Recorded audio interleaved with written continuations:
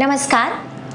મારી ઓપીડીમાં હમણાં 2-4 ભણેલા ગણેલા વ્યક્તિઓએ મને પ્રશ્ન પૂછ્યો કે બેન, ઘણા બધા રોગોમાં તમે એવું સજેસ્ટ કરો છો કે નાકમાં ગાયના ઘીના ટીપા નાખવા જોઈએ, તો આનું કંઈ લોજિક ખરું? તો મિત્રો, આજનો મારો વિડીયો નસ્ય ઉપર છે.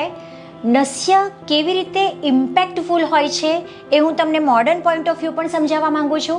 અને નાની નાની ઘણી બધી એવી બીમારીઓ છે કે જેમાં નાકમાં કોઈ પણ પ્રકારના ટીપા નાખવામાં આવે તો એ અદ્ભુત પરિણામ આપે છે. હું છું ડૉક્ટર દેવાંગી જોગલ, જોગી આયુર્વેદ હોસ્પિટલ, સુરતથી. આયુર્વેદના મહર્ષિઓએ સરસ મજાની વાત કરી છે. ઉદ્ધ્વા મૂલ મદઃ શાખમ મૃષયમ પુરુષમ વિદુઃ મૂલઃ પ્રહારિણસ્તસ્માત રોગાન શીઘ્રતરમ જયેત. એટલે કે મનુષ્યના શરીરની કલ્પના એક ઊંધા ઝાડ સાથે કરવામાં આવી છે. એ ઝાડનું મૂળ ઉપર હોય અને એની ડાળખીઓ નીચે હોય. જો મૂળ ઉપર પ્રહાર કરવામાં આવે તો બીજા બધા રોગોને આરામથી પરાજિત કરી શકાય છે. આવી સરસ મજાની વાત ઋષિમુનિઓએ કીધી છે. એનો મતલબ છે કે આપણા શરીરમાં સૌથી મહત્ત્વની વસ્તુ છે આપણું માથું, શિર. અને એવું કહેવાય છે કે નાસાહી શિરશો દ્વારમ, આખા શિરનું દ્વાર નાક છે. એટલે જો નાક દ્વારા કોઈ ઔષધ પ્રયુક્ત કરવામાં આવે તો ચોક્કસ એ ટ્રેમેન્ડસ રિઝલ્ટ્સ આપે. ઔષધ સિદ્ધ તેલ, ઘી અથવા વનસ્પતિના સ્વરસના નાકમાં ટીપા નાખવામાં આવે એનું નામ છે નસ્ય. ઘણા બધા રોગો જેવા કે ક્રોનિક રાઇનાઇટિસ, સાઇનસાઇટિસ, જૂની શરદી, મગજના રોગો જેમાં ઉન્માદ એટલે કે ગાંડપણ, વાઈ કે ખેંચની બીમારી, સતત વિચારો આવવા, એન્ઝાયટી, સ્ટ્રેસ, ઇન્સોમ્નિયા એટલે કે અનિદ્રા, એના સિવાય ઘણા બધા હોર્મોનલ ડિસીઝ જેમ કે થાઇરોઇડ, પીસીઓડી, ડાયાબિટીસ, આ બધા જ રોગોમાં જનરલી અમે નસ્ય સજેસ્ટ કરતા હોઈએ.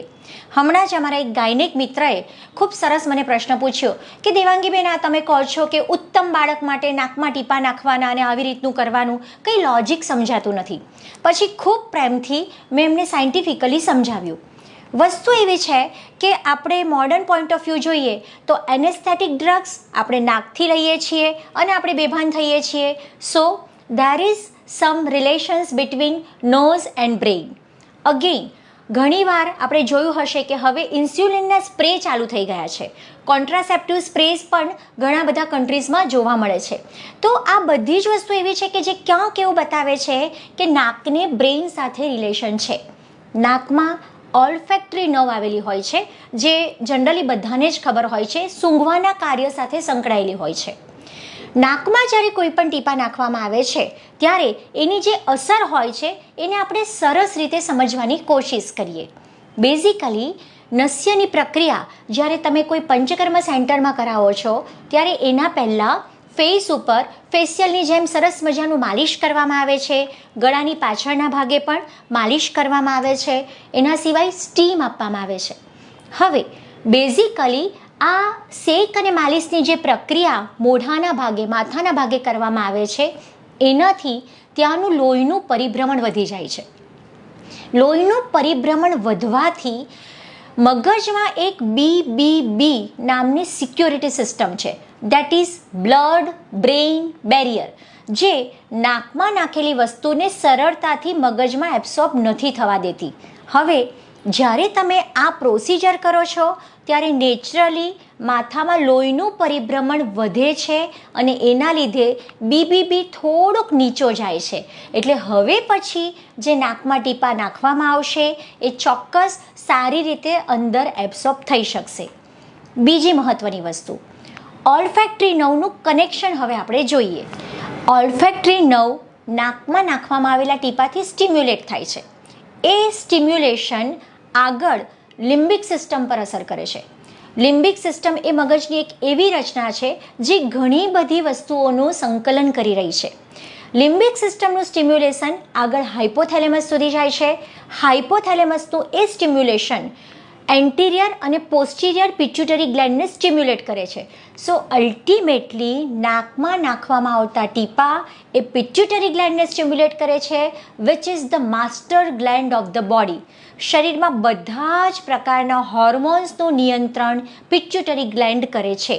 આથી કોઈ પણ એન્ડોક્રાઇનલ અંતઃસ્રાવી ગ્રંથિજન્ય રોગ છે તો એમાં કાયમ જો નાકમાં ટીપા નાખવામાં આવે તો એ ખૂબ અસરકારક પરિણામ આપે છે. કારણ કે સ્ટ્રેસ જ્યારે વધારે હોય છે તો રિલેક્સેશન માટે પણ ક્યાંક હોર્મોન્સ જવાબદાર છે. કોઈ પણ એન્ડોક્રાઇનલ ડિસીઝ જેમ કે ડાયાબિટીસ, પીસીઓડી, થાઇરોઇડ, આ બધામાં પણ ક્યાંક હોર્મોન્સનું ઇમ્બેલેન્સ જવાબદાર હોય છે. આના પરથી ખબર પડે છે કે નસ્યની પ્રક્રિયા એ ન્યુરો એન્ડોક્રાઇનલ લેવલે વર્ક કરે છે. મહત્વની ત્રીજી વસ્તુ છે અને એ છે ન્યુરો સાયકોલોજીકલ જંક્શન. મેં તમને આગળ જ કીધું કે ઓલ્ફેક્ટરી નર્વ એ લિમ્બિક સિસ્ટમ સાથે કનેક્ટેડ છે. હવે લિમ્બિક સિસ્ટમ એ બિહેવિયરલ આસ્પેક્ટ માટે જવાબદાર છે.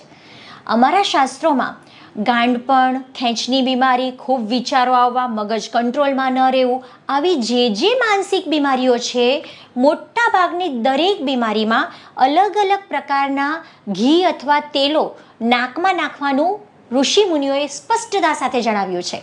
એટલે કે નાકમાં નાખવામાં આવેલા આ ટીપા લિમ્બિક સિસ્ટમને સ્ટિમ્યુલેટ કરે છે, જેનાથી મનુષ્યનું બિહેવિયર નોર્મલ થવાની શક્યતા વધી જાય છે. તો આમ નસ્ય એ ન્યુરો સાયકોલોજીકલ જંક્શન પર પણ ઉત્તમ પરિણામ આપે છે. એટલે ઓવરઓલ જોવા જઈએ તો નાકમાં નાખવામાં આવેલા આ ટીપા એ ઘણી રીતે કામ કરે છે. કોઈ પણ એન્ડોક્રાઇનલ ડિસીઝીસ, કોઈ પણ ન્યુરોલોજીકલ ડિસીઝીસ અને કોઈ પણ સાયકેટ્રિક ડિસીઝમાં આ ટીપા અદ્ભુત પરિણામ આપે છે. હવે ઋષિમુનિઓ શું કહે છે એના પર એક નજર નાખીએ. આચાર્ય ચરકે સરસ મજાનો શ્લોક લખ્યો છે અને એ શ્લોક જો તમે વાંચો ને તો ચોક્કસ આજથી જ તમે નશ્ય ચાલુ કરી દો. ચાલો કંઈક વસ્તુ આપણે એમાંથી સમજીએ. નસ્તઃ કર્મ યથા કાલમ યો યથોક્ત નિષેવતે ન તસ્ય ચક્ષુર ન ઘ્રાણમ ન ક્ષોત્રમ ઉપહન્યતે. એટલે કે સમયસર નાકમાં ટીપા જે વ્યક્તિ નાખે છે, ન તસ્ય ચક્ષુર એની આંખો, ન ઘ્રાણમ એનું નાક, કે ન ક્ષોત્રમ કે કાન, એ કશું જ ડેમેજ થતું નથી, એ બધું બરકરાર રહે છે. એટલે કે આયુર્વેદ મતે તમારી બધી ઇન્દ્રિયોને ઉંમર વધવાની સાથે બગડે નહીં એના માટેનું સર્વશ્રેષ્ઠ સાધન નસ્ય છે. ત્યાર પછી ચરકાચાર્ય સરસ મજાની વાત કરે છે. ન સ્યુ શ્વેતા ન કપિલા કેશાહ શ્મશ્રુની વા પુનઃ ન કેશાહ પ્રમુજ્યતે વર્ધતે ચ વિશેષતઃ. એટલે કે નાકમાં જે ટીપા નાખે છે એવા વ્યક્તિઓના દાઢી અને માથાના વાળ સફેદ પણ નથી થતા અને વારંવાર ખરતા પણ નથી અને ખૂબ સરસ ગ્રોથ થાય છે, જે આજકાલ મોટા ભાગે બધાની જરૂરિયાત છે. હું ખૂબ સ્પષ્ટતા સાથે એક સરસ મજાની વાત શેર કરું છું કે એક વખત હું જાહેરમાં સેમિનાર લેવા ગઈ. બધાની વચ્ચે મને એક સિનિયર કેજીના બાળકના મમ્મીએ પૂછ્યું કે બેન, મારા બાળકના 2 વાળ સફેદ છે, વોટ શુડ આઈ ડુ? અને મેં ખાલી બધાની વચ્ચે એટલો જ જવાબ આપ્યો કે બેન, રોજ રાત્રે સૂતી વખતે બાળકના નાકમાં તમે ગાયના ઘીના ટીપા નાખો અને 3 મહિને એક વખત મને મળી જજો. લગભગ 17 કે 20 દિવસ પછી એ બેન મારી પાસે આવ્યા અને ખૂબ આનંદિત ચહેરે એમણે મને જણાવ્યું કે બેન, મારા બાળકના નીચેના બંને વાળ હવે કાળા આવવાના શરૂ થઈ ગયા છે. બસ આ જ તાકાત છે આયુર્વેદિક નસ્યની. એના પછી ચરકાચાર્ય ફરીથી કહે છે, મન્યાસ્તંભ શિરશૂલ મર્દિતમ હનુસંગ્રહ પીનસ અર્ધાવ ભેદોશ્ચ શિરઃ કંપશ્ચ સામ્યતિ. બધા ભયંકર રોગોના નામ ચરકાચાર્યએ ખૂબ સહેલાઈથી કહી દીધા છે કે જો તમે નસ્ય રોજ કરશો ને તો આવા રોગો થશે પણ નહીં અને થયા હશે તો મટવાની શક્યતા વધી જશે. કયા રોગો? મન્યાસ્તંભ એટલે કે ગરદન જકડાઈ જવી, શિરશૂલ એટલે કે માઇગ્રેન કે ટેન્શન હેડેક કે વાસ્ક્યુલર હેડેક, અર્ધિત એટલે કે ફેશિયલ પેરાલિસિસ, હનુગ્રહ એટલે કે જડબું તમારું જકડાઈ જવું. એના સિવાય પીનસ એટલે કે જૂની શરદી, સાઇનસાઇટિસ, ક્રોનિક રાઇનાઇટિસ, એલર્જીક રાઇનાઇટિસ, અર્ધાવ ભેદ એટલે કે અગેન સ્પેસિફિક માઇગ્રેન, એના સિવાય સિરહકંપ, આપણને પાર્કિન્સન્સના લક્ષણ છે, શરીરમાં અમુક પ્રકારે ધ્રુજારી થતી હોય એવું લાગે છે, તો આ બધા જ ન્યુરોલોજિકલ ડિસઓર્ડર્સ પણ નસ્યથી સારા થઈ શકે છે. આગળ ચરકાચાર્ય કહે છે કે જો રોજ નાકમાં ટીપા નાખવામાં આવે તો એનાથી સ્વર તમારો સ્થિર અને પ્રબળ બને છે, બધી જ ઇન્દ્રિયો બળવાન બને છે, વૃદ્ધાવસ્થાને તમે પાછી ઠેલી શકો છો અને ઉધ્વજતૃગત વિકારો એટલે કે ખભાની ઉપરના રોગોને આવતા અટકાવી શકો છો. કેટલી અદ્ભુત વાત. હમણાં એક બહેને મને પૂછ્યું કે બેન, રાત્રે તમે નાકમાં ટીપા નાખવાનું સૂતા પહેલાં કહો છો, અમે ટીપા નાખીએ અને કંઈક થઈ ગયું તો અમારે ક્યાં જવું? એટલે મેં બહુ જ શાંતિથી સમજાવ્યું કે મોટા ભાગે આપણને ટેવ નથી હોતી, એટલે આપણે એવું વિચારી લઈએ છીએ કે ટીપા નાખવાથી કશુંક થઈ જશે, તો ક્યારેય કોઈને હજી સુધી કશું થયું નથી.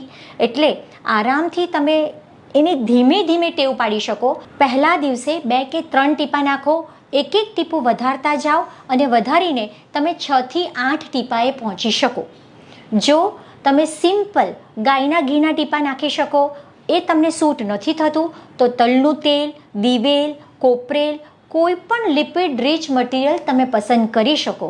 કે મોટા ભાગે બ્રેઇન પણ લિપિડ રીચ મટીરિયલ છે, એટલે નાકમાં આવા કોઈ પણ ટીપા નાખવામાં આવે તો એ મગજને ચોક્કસ પોષણ આપશે. આયુર્વેદમાં આવી રીતે રોજ ઘરે ટીપા નાખવાની પ્રક્રિયાને પ્રતિમર્શ નસ્ય કહેવામાં આવ્યું છે. એટલે કે પ્રતિમર્શ નસ્ય રોજ વ્યક્તિ પોતાની જાતે જ પોતાના ઘરે કરી શકે. હા, તમને સમજ નથી પડતી તો તમે અવશ્ય તમારી નજીકમાં કોઈ પણ વૈદ્યનો સંપર્ક કરીને પૂછી શકો કે મારે કયા ટીપા વાપરવા જોઈએ. તો મિત્રો, આ સરસ મજાની વાત છે, તમે તમારા ગ્રુપમાં શેર કરજો. બને ત્યાં સુધી રોજ નસ્યની એક આદત પાડી દેજો. મને ઘણા દર્દીઓએ એવું કીધું છે કે નાકમાં ટીપા નાખવાથી ખૂબ સરસ ઊંઘ આવે છે. અમારે ક્યારેક ટ્રાન્ક્વિલાઇઝર કે સેડેટિવ કોઈક લેવી પડતી હતી, હવે એની જરૂર જ નથી પડતી. એક જે ડીપ સ્લીપ છે ને, એનો અનુભવ અવશ્ય તમે કરી શકશો. આશા રાખું છું કે માહિતી બધે જ શેર કરીને અમારી ચેનલને સબસ્ક્રાઈબ કરજો. ધન્યવાદ.